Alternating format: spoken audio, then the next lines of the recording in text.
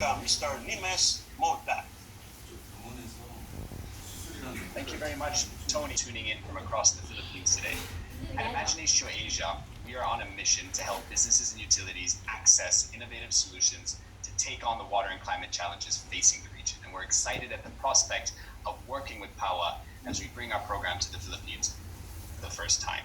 So today's presentation will briefly highlight our work in creating these new pathways to innovation access, including sharing a few examples of the solutions that we support. But I will also introduce how PWWA members may benefit from participating in Imagination Asia in ways that I hope can be additive to the incredible ecosystem that PWWA has fostered over the years.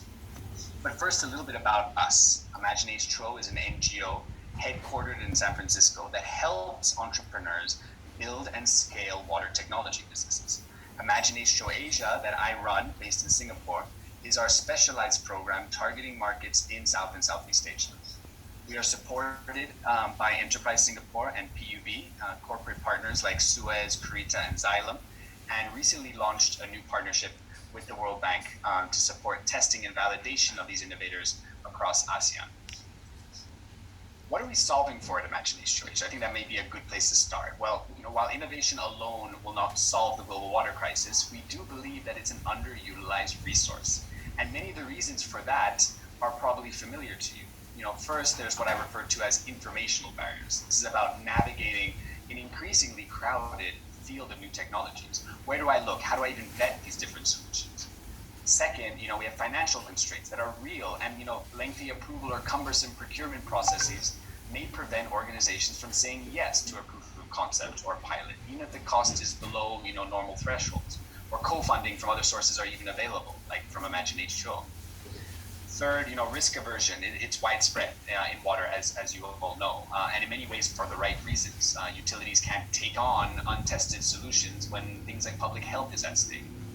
Fourth is what I refer to as partnerships. So even well-resourced organizations, larger utilities, for instance, are still looking for new ways to track and engage with innovation. They need channels or trusted partners to learn about what's out there and to adapt those use cases for their own specific challenges. And so Imagination Asia tackles these barriers by backing the best water technology entrepreneurs that we could find, and then being a neutral partner for them and end users to engage productively and design projects for impact. Through our accelerator programs, we help startups build businesses around their technologies because only then can they really position these solutions for scale. This includes mentorship and access to in-country advisors. We're also growing that network in the Philippines. Direct introductions to our partners for customers or for investments. Industry visibility and pilot funding to create those proof points that could incentivize wider adoption. I do want to add that we do not take equity in the companies we support. As a grant-funded NGO, we that enables us to be a neutral convener between solutions and customers like PWWA members, for instance.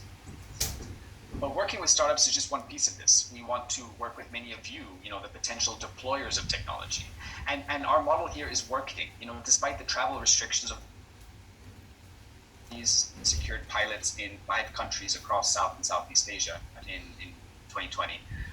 The appetite among municipal or industrial customers in the region for innovation is growing, and our startups are actually finding and capitalizing on those opportunities through our program.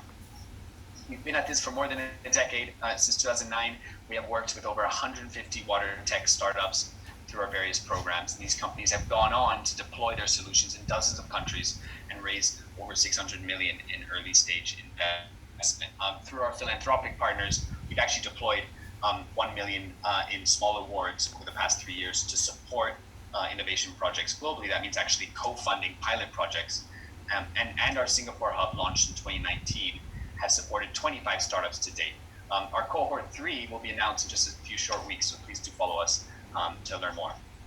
I would share that we see something we have observed is that the quality of entrepreneurs in water is getting better and better. Over half of that 600 million raised since 2009 that I just referenced, half of that was actually raised in the past 3 years alone. And across the 400 applicants or so that we evaluate every year for our programs, we're excited also to see more founders of water tech businesses coming from outside, the sector. That means from aerospace engineering or software or energy. In terms of the thematic challenges that these startups are tackling, we have a very wide funnel, and that's intentional. It allows us to see across a very wide range of water resource challenges, from network and NRW management to real-time water quality testing and infrastructure monitoring. But what do I mean by water startup? I've talked a lot about water startups already. What does it look like? What does a water startup look like? These are early stage businesses with unique and disruptive technologies at their core. They may be early in the development, but they're certainly beyond the lab. We're looking at TRL 6 or 7 or higher. They may be running pilots, but few have commercial or paying customers yet.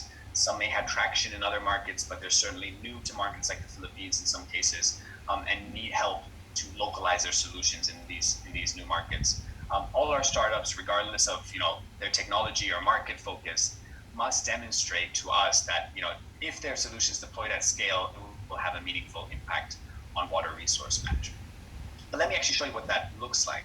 And as you'll see in just a moment, while these examples are very diverse in terms of technology, market, and geography, they do share a common trait, which I think is a common trait among all successful startups in water or other sustainability themes, and that is that they are addressing urgent and very specific pain points facing their target customers, which I hope may resonate with some of the challenges that you're facing on the ground today.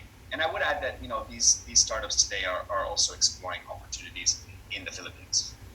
So here, one of our innovators is asking, how can they reduce utility losses, real and apparent? But they're also asking how they can do that by using very scarce data or without investing in inexpensive, sensor equipment and infrastructure. Well, Bangalore-based SmartTerra is tackling this question through an analytics platform that examines the root causes of NRW. It can be deployed with incomplete or messy customer and connection data sets, as I mentioned. It can be delivered in short order. That's actionable insights on things like unauthorized consumption or under-registering meters or suspected leaks.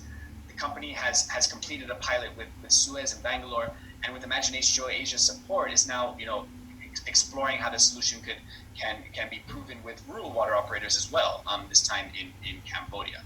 SmartTerra is also, with our support, exploring early discussions for a deployment in the Philippines. Now, while NRW remains a top priority, I think in the region, we also know that the Asia Pacific is disproportionately impacted by water-related disasters. So this next startup is asking how they can help affected communities access safe drinking water that is more robust and safer than the alternatives, which in some cases are unreliable or low capacity when we're talking about the sort of portable solutions out there, or they're expensive and logistically difficult when it comes to bottled water and tankers. Well, Liquinex in Singapore has developed a compact suitcase with a ceramic membrane, a UV disinfection system, all packaged together to deliver 500 liters of clean drinking water per hour. You can use a standard car battery to run this, or they have an option with a solar power pack. And they're also developing a new product suite related to brackish and seawater RO devices, again, in the suitcase format. Over 50 of these suitcases have actually been deployed, including in highly polluted floodwaters in both Indonesia and India. We've also seen it deployed for longer periods in rural schools and communities, or in construction and kind of remote facilities. The challenge around untreated wastewater is obviously shared across the region, but in some settings where we've actually observed, particularly in India, the case of underutilizing the limited wastewater infrastructure that we do have in place. And so the question here, asked by this next startup of ours, is how can we optimize wastewater infrastructure performance, and are there opportunities to use robotics and AI to do that? And so Fluid Robotics, based out of India, is actually taking this on. Tethered robots, along with analytics, sensors, and drones, are being used as kind of part of a whole solution to identify and divert wastewater to treatment plants in cities, mega cities, like Mumbai. But one feature of their solution that's very unique is this AI tool for sewer pipeline inspections. So they're actually training their machine learning models to help operators identify defects, something that was traditionally done very manually by an operator, looking at hundreds of CCTV images.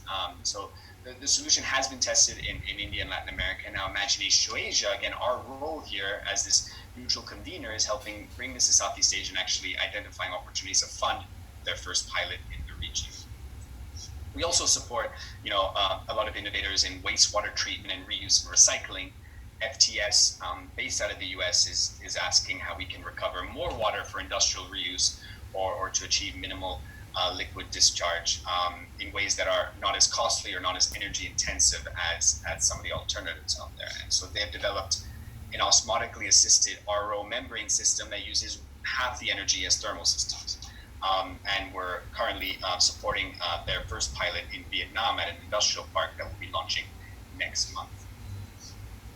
If you're interested in learning more about any of these startups that I just flew through, please do reach out to me or my team directly.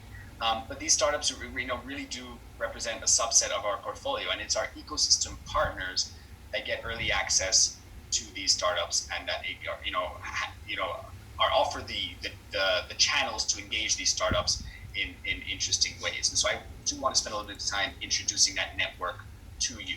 And this is this growing community of end users or tech adopters who get access to those companies, like I said, but also our applicant pools, innovation insights. They're invited to our events, including some of the major innovation pavilions we run at trade shows, and in some cases receive support to actually pilot and deploy these solutions. In order to target our sourcing every year, that is the companies that we ultimately select to participate in our programs, we also survey these ecosystem partners, document their innovation priorities, because we want our cohorts every year to really reflect the real innovation needs of customers on the ground. And there's no fee to join this network. However, some partners like Suez or Xylem are also longer-term corporate sponsors as well, which receive additional benefits. Our network is growing, and I really hope we could have more organizations, including PWWA, join us in 2021, as Philippines is really a priority market for us. Manila Water Total Solutions joined recently in August 2021. And while some of said from utilizing Imagination Asia as an innovation resource or an extra pair of eyes on the innovation market, this is not just all talk, right?